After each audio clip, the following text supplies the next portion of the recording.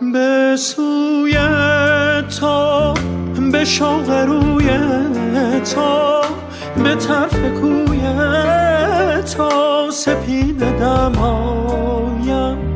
مگر تو را جویم بگو کجایی، نشان تو گه از زمین گاهی ز آسمان جویم. ببین چه بی پروا ره تو می پویم، بگو کجایی.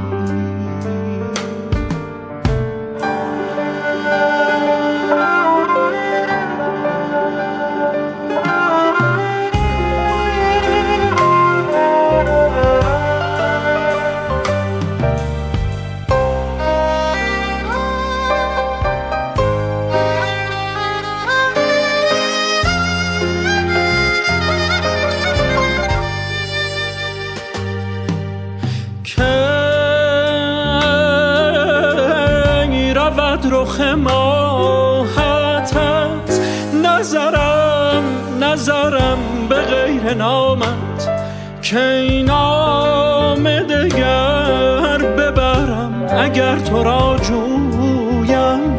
حدیث دل گویم بگو کجایی، به دست تو دادم دل پریشانم. دگر چه خواهی؟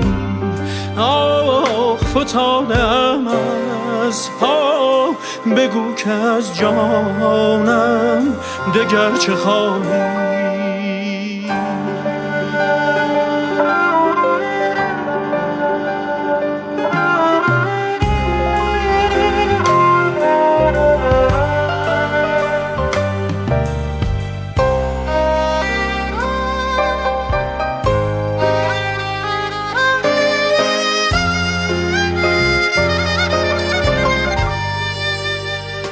یک دم از خیال من نمی روی ای غزال من. دگر چه پرسی ز حال من، تا هستم من اسیر کوی توام، به آرزوی توام. اگر تو را حدیث دل گویم بگو کجایی، به دست تو دادم دل پریشانم.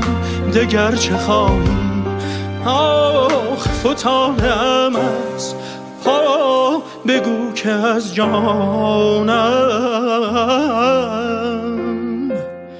دگر چه خواهی؟